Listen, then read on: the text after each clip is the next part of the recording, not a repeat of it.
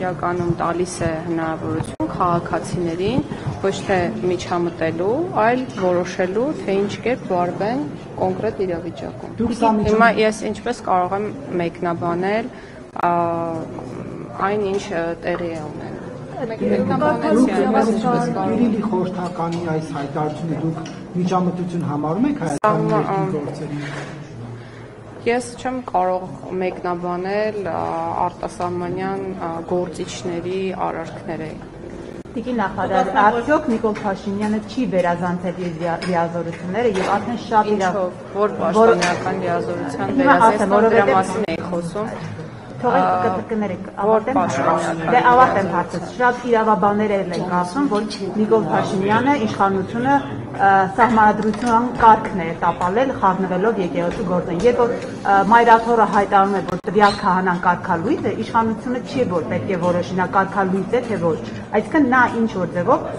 մտնում է եկեղեցու գործերի մեջ։ Եկեղեցին սահմանադրական կարգ հասկացության մեջ ընդհանրապես չի մտնում։ Երկրորդ, վարչապետի կամ որևէ այլ պաշտոնատար անձի լիազորությունների շրջանակներից դուրս է պատարագի գնալը, դա ուղղակի ցանկություն է, որը կարող է ունենալ յուրաքանչյուրը, այդ թվում վարչապետը։ Ինչով է դա միջամտություն եկեղեցու գործերին, եւ ես ձեզ խնդրում եմ այն ինչ տեղի է ունենում կոնկրետ անհատների հետ, որոնք հանդիսանում են եկեղեցական սպասավորներ, երբեք չկապել եկեղեցու հետ, որովհետև դրանք տարբեր բաներ են։ Որպես արտահայտության նախարար, այդ ամեն ինչը չի կապում, բայց գոնե երեք տեսել եք այն կադրերը, ինչպես է անվտանգության ծառայողը քաղաքացուն բերանը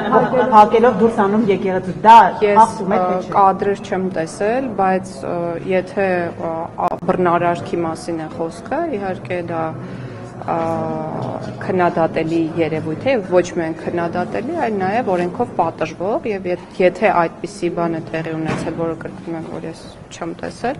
այդ մասին թող մտածեն իրավապահ մարմինները եւ տան համապատասխան արձագանք։ Կարծում եք, որ պետք է Նիկոլ Փաշինյանի անվտանգության աշխատակցին պատժել քաղաքացու բերանը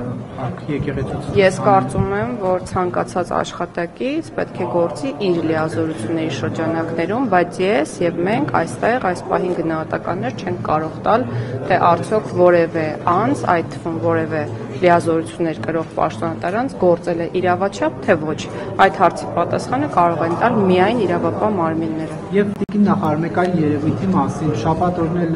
հրապարակվեց մի տեսանյութ, որը վերագրվում է Մայրաթորի դիվանապետին, անձնական խիստ անձնական բնույթի մի տեսանյութ։ Ինչպես է ստացվում, որ Հայաստանի Հանրապետությունում, որը ներկայացնում է իրավական պետություն, ժողովրդավար պետություն, եւ նման տեսանյութեր են պատրաստվում եւ հրապարակվում, իդեպ այդ տեսանյութերը ոչ բոլորին է հասանելի, այսինքն ոչ բոլորը կարող են անել հատուկ ծառայությունները, մեծ լծակներ ունեցողները, ինչու պետությունը չի պաշտպանում իր քաղաքացիներին։ Ես չեմ կարող ասել եւ չգիտեմ ով կարող է դա անել եւ կամ չի կարող անել, ես կարող եմ ասել մեկ բան, որ երևույթը ուղղակի անընդունելի է անձնական կյանքի ցանկացած միջամտություն, հատկապես եթե դա զուգորդվում է որոշակի տեղեկությունների հրապարակմամբ,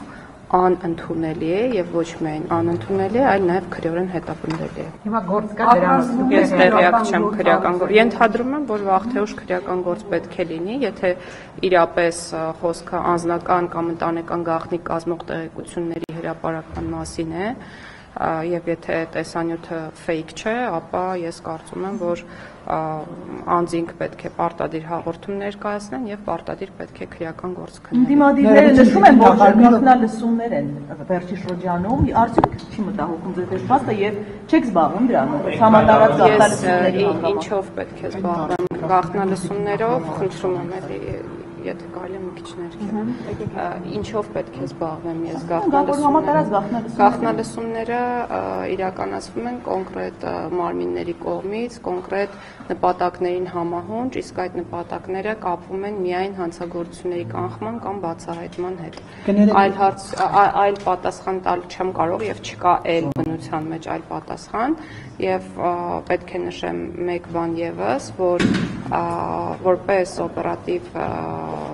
միջամտություն կամ օպերատիվ հետախուզական գործունեության տեսակ կամ միջոցառում ձեր կողմից նշված գաղտնալսումը իրականացվում է կամ կարող է իրականացվել, եթե դա մասնագիտացված մարմնի կողմից է իրականացվում, միայն դատարանի որոշման հիման վրա։ Եվ դա է քաղաքացիների պաշտպանության երաշխիքը, այսինքն առկա է կոնկրետ վերահսկողություն նմանատիպ օպերատիվ հետախուզական միջոցառումներ իրականացնելու նկատմամբ։ Չէ, երաշխիքը դատական վերահսկողությունն է։ Լսումներն ու մենք չգիտենք այս բանը բոլորը լսում են թե չէ։ Այդ շեմը ինչպես է, բայց դա իշխանությունը իրավունք չունի եւ չի կարող թույլ տալ կամ չտալ հատել որևէ շեմ, եթե խոսքը օպերատիվ հետախուզական միջոցառումների մասին է,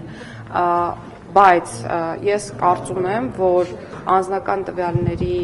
ոչ իրավաչափ օգտագործման, անձնական կյանքի միջամտության հետ կապված բոլոր դեպքերը պետք է արժանանան համապատասխան արձագանքի եւ այն անձինք, որոնք որ ապօրինաբար օգտագործել են անձնական կյանքին առնչվող տեղեկությունները, ինչպես նաեւ հրապարակել են, պետք է ստանան իրենց միայն անձնական կյանքի մասին տեղեկություններ տարածում հենց առաջինը Նիկոլ Փաշինյանի կողմից եղավ առանց տեսանյութի, սակայն մարդկանց անձնական կյանքի վերաբերյալ տարբեր գրառումներ եղան։ Ում կյանքի վերաբերյալ այն հոգևորականի, որը խախտել է գրառումը չկատարել, այդ դեպքի վերաբերյալ հանրային մեծ հետաքրքրություն չէր առաջանա եւ տեսանյութը միգուցե եւ չհայտնվեր համացանցում։ Սա է ասել։ Գուցե եւ ոչ։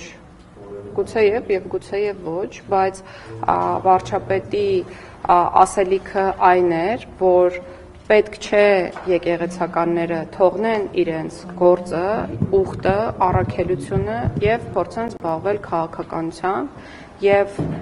անընդունելի է, որ եկեղեցին ունենա այնպիսի սպասավորներ, որոնք իրենց արժեքներում կեղծ են։ Տիկին Գալյան, մենք օրեր առաջ ականատես եղանք, որ Հովանավանքում Ես չեմ կարող մեկ քայլ առաջ գալ իրականում։ Ցուցակ եկեք Որ առաջ կան կգան։ Ինչ մտամ ես կարող ձեզ Տիկին Գալյան որ առաջ կա։ Միկրոֆոնները որ իջեցնեք մի քիչ առաջ կգան։ Ուղղակի չի լսվում, բայց իմ շարունակությունն է կներեք, սա վերջացնենք։ Տիկին Գալյան, կներեք, դուք ասում եք, որ հատուկ մարմինները միայն գաղտնալսելու իրավունք ունեն եւ դա ինչ որ գործառույթների շրջանակներում է լինում։ Կներեք, բայց մենք տեսնում ենք, որ այդ գաղտնալսումները հրապարակվում են իշխանական կամ իշխանամերձ հարթակներում եւ արդեն ակնհայտ է, որ դա եթե ինչ որ գործի շրջանակներում է եղել, ինչու իրավապահ մարմինը չի հրապարակում, այլ լրատվամիջոցները։ Ես չասացի, որ հատուկ մարմիններն ունեն միայն հնարավորություն, ես ասացի, որ իրավաչափ գաղտնալսում իրականացնելու իրավունք եւ հնարավորություն ունեն միայն օպերատիվ հետախուզական գործունեություն իրականացնող մարմինները, ինչը չի բացառում այլ անձանց կողմից ոչ օրինական ճանապարհով գաղտնալսումների իրականացումը, որը եւս քրեորեն հետապնդելի արարք է։ Օրեր առաջ մենք ականատես եղանք, որ Հովանավանքում ցուցարարները կամ ներկաները հարվածում էին լրագրողներին, սեռական բնույթի հայհոյանքներ հնչեցնում, փոչընդոտում, որպեսզի աշխատանքի լրագրողական մասնագիտական գործունեություն ծավալի, այս ամեն ինչի դուք ինչ գնահատական կտաք, միջեմակ իրական գործ հարուցված չէ եւ նաեւ նկատել էր, որ ոստիկանությունը դիտորդի դերում էր եւ չէր փորձում կանխարգելել գործողությունները։ Ցանկացած գործողության, որը իրավաչափ չէ, ես վատ եմ վերաբերում։ Դա է իմ գնահատականը։ Քրեական գործ որ հարուցված չէ, ասում։ Ես չգիտեմ քրեական գործ հարուցված է թե ոչ, եթե կան համապատասխան հատկանիշներ, վստահ եմ, որ քրեական գործ կհարուցի։ Դուք գնահատական չեք տալիս։ Ես արդեն տվեցի իմ գնահատականը, ասացի, որ ցանկացած բռնարարքին լիազորությունների ցանկացած վերազանցմանը ես վատ եմ վերաբերվում եւ դա իմ գնահատականն է։ Տիկին նախարար սահմանադրական փոփոխությունների հետ կապված է շնորհություն կա քաղաքում։ Նորությունն այն է, որ Սահմանադրական խորհրդի նիստերը հաճախակի են հրավիրվում եւ վերջին նիստի ընթացքում մի քանի հարց դրվել է քվեարկության եւ Սահմանադրական խորհուրդը որոշել է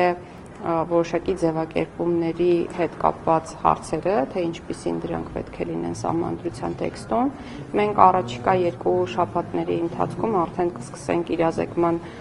արշավը եւ բոլոր այն դրույթները, որոնց վերաբերյալ այլևս կա խորհրդի քվեարկությունը, մենք կներկայացնենք հանրությանը։ Իսկ հասել եք արդեն բանին հռչակագրին։ Նախաբանը եւ առաջին գլուխը դեռևս չեն քննարկվել, ուստի ոչ, հարց պատասխաններ ոչ։ Եվ տիկին նախարար այս հարցը բարբերաբար եմ հնչեցնում, որովհետեւ անդադ բողոքներ ենք ստանում։ Համաներման կիրառման հետ կապված նախորդ անգամ ասացիք, որ չի նախահատեցում, իսկ հետաքրքրում է, հա, ազատազրկվածներին ինչու չի լինելու։ Որովհետև մենք ցանկանում ենք անհատական մոտեցում ցուցաբերել ազատությունից զրկված անձանց նկատմամբ եւ ոչ թե համընդհանուր կերպով լուծել մարդկանց այսպես ասած խնդիրը, որոնք կատարել են իրավախախտում, որի պատճառով գտնվում են անազատության մեջ, այլ անհատական կերպով փորձել գնահատել իրենց վարքը, օբյեկտիվորեն գնահատել իրենց վարքը, որպեսզի նրանք կարողանան հավակնել պատժից պայմանական վաղակետ ազատվելուն, եւ մենք փորձում ենք զարգացնել այդ գործիքակազմը։ Բայց 18 թվականից այս կողմ կարծեք թե չի եղել, որ վաղաժամկետ ազատեն, խոսքը ոչ շատ է եղել, ոչ միայն սմաների դեպքում, ես ուղղակի թվական տվյալներ հիմա չունեմ, բայց մենք անպայման կհրապարակենք, շատ ունենք դեպքեր, երբ անձինք պատժից պայմանական վաղակետ ազատվում են դատարանի որոշումներով։ Չմոռանաք հավանել տեսանյութը եւ բաժանորդագրվել Civic AM-ի YouTube-յան էջին։